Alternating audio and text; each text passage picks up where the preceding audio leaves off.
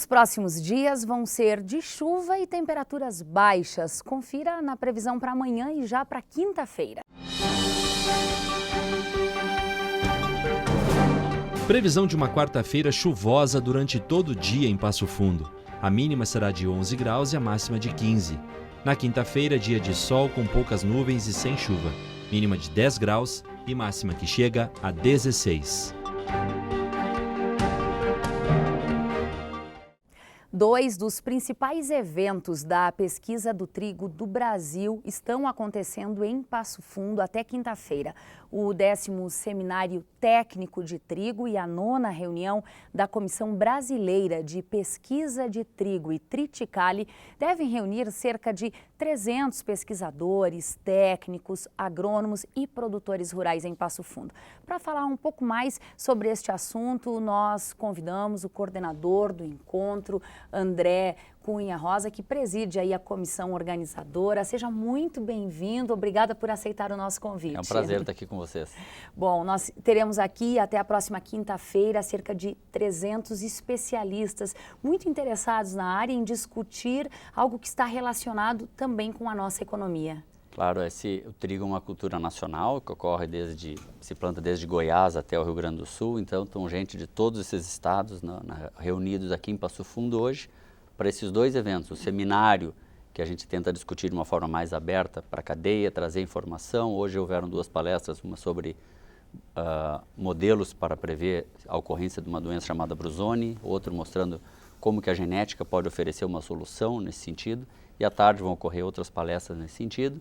E a partir de amanhã, então, é a reunião brasileira da Comissão de Pesquisa de Trigo, onde aí as tecnologias da pesquisa de trigo vão ser apresentadas, as novas tecnologias vão ser apresentadas, discutidas, e uma vez aprovadas, sai como resultado um livrinho das indicações que finalmente chega ao agricultor e ao técnico para que eles possam ter acesso e ver como usar essas novas tecnologias, uma vez que a pesquisa já estudou, discutiu e aprovou. Bom, o seu doutorado é na área genética, foi feito fora do país, e aí eu lhe pergunto da outra ponta, que é o produtor.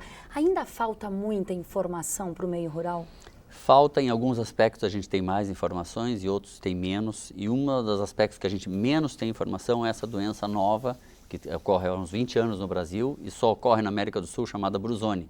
E é justo por isso que a gente fez o seminário falando de Brusone. Trouxemos um especialista da Embrapa, que viaja o mundo também, trazendo informações sobre isso, pesquisa com outros países, e na nossa empresa a gente também tem um pouco de informação, de tentar juntar o que a gente tem, e dentro desse evento vai tentar se estimular que haja mais pesquisa, mais financiamento para que instituições públicas e privadas possam agregar informação para essa doença que se sabe tão pouco. Há outras que se conhecem mais. Bom, no que se refere à agricultura, o trigo tem um significado muito forte para Passo Fundo.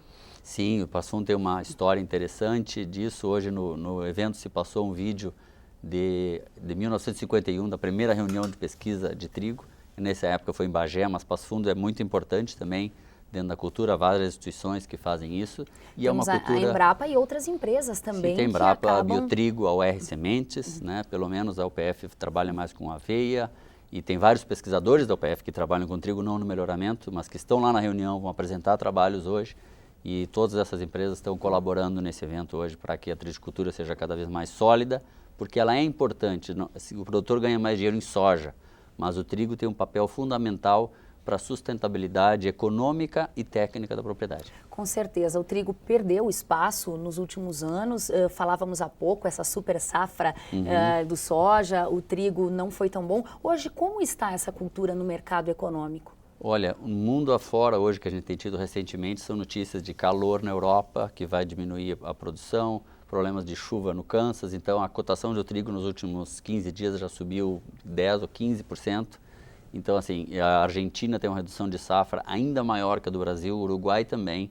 Então, assim, quem tem uma lavoura hoje, a gente sabe que é um ano, tu estás falando que é um ano de El Niño, vai ter que cuidar um pouco melhor do que talvez do que os outros anos, mas tem uma perspectiva interessante de que a deficiência de trigo no mundo possa estar trazendo esse preço para um patamar um pouquinho melhor e uma possibilidade de liquidez melhor também, que é o que o agricultor mais precisa, é a liquidez, muitas vezes, para poder vender o seu produto e girar a roda, como a gente chama na lavoura. Bom, ou seja, essa dificuldade que aparece em diferentes países, ela pode beneficiar o produtor aqui do norte do estado, por exemplo. Infelizmente, na agricultura é assim, às vezes a tristeza de um favorece um pouco os outros, outras vezes a gente tem dificuldade, os outros andam bem, mas bom, tem que estar atento. Rapidamente, só para a gente encerrar, você falou aí que quem investiu no trigo vai ter que cuidar um pouquinho mais. Há uma previsão, se a previsão se cumprir, de nós termos um inverno muito chuvoso. Quais são as principais recomendações que podem ser dadas aos agricultores? Eu daria 3. Uma, cuidar bem as doenças, usar fungicidas, já que a variedade essa hora já foi escolhida.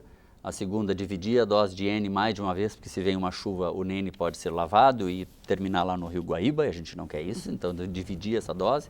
E a terceira, se houver previsão de chuva depois do espigamento, fazer uma aplicação de fungicida adicional de uma molécula de um triazol eficaz para a brusônia. O agricultor sabe o que é isso. Perfeito. Olha, muito obrigada. Sucesso nesse evento que vai até quinta-feira, nos 2 encontros. Muito obrigada. Muito obrigado a vocês.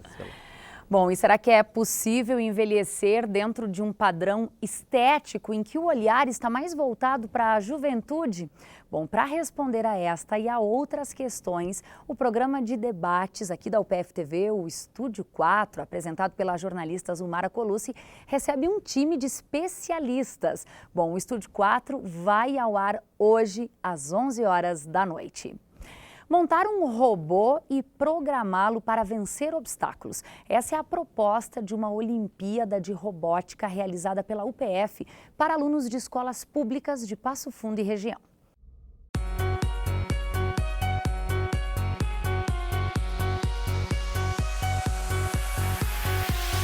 Um exercício para o raciocínio, paciência e agilidade. A terceira edição da Olimpíada de Robótica Educativa Livre da UPF teve a presença de 5 equipes de alunos do ensino fundamental e médio. Tem uma certa complexidade sim, né? E além eles tiveram que tratar de questões, né? Um carro muito pesado não subir a rampa, um objeto para suspender também a caixa. Deveria ter um certo magnetismo, tendo de mais ele não soltaria, tendo de menos não levantaria. Então eles tiveram que pensar um pouco, quebrar a cabeça, mas essa é a intenção, né? E eles responderam bem hoje. Esta é apenas a primeira etapa de 4 que devem acontecer até o fim do ano. E o nível de exigência da comissão organizadora já foi grande. Primeiramente a gente fez conforme tinha no site, né? Daí pensamos no método que subisse as rampas, fizesse os obstáculos certos. E aí a gente foi treinando, montamos a pista lá no colégio, né? E treinamos.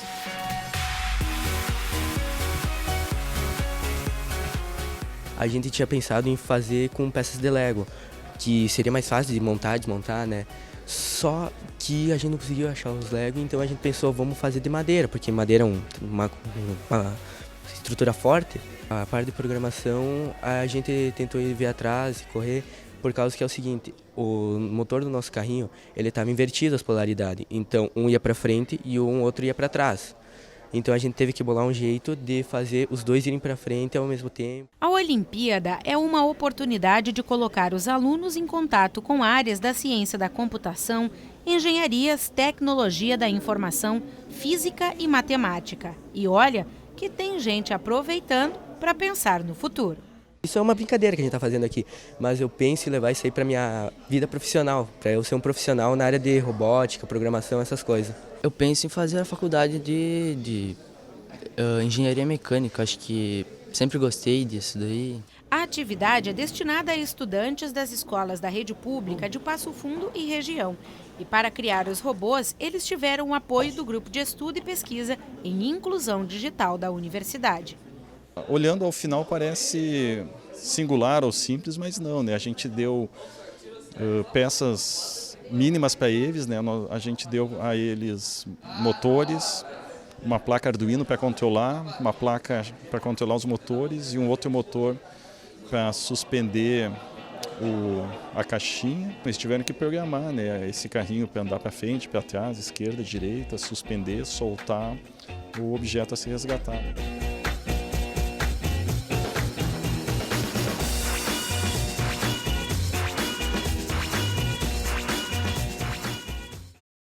O Canal de Notícias volta amanhã, sempre ao vivo, ao 12h30. A edição de hoje você pode rever às 7h30 da noite e também às 10h30 da noite. Muito obrigada pela sua companhia e até amanhã.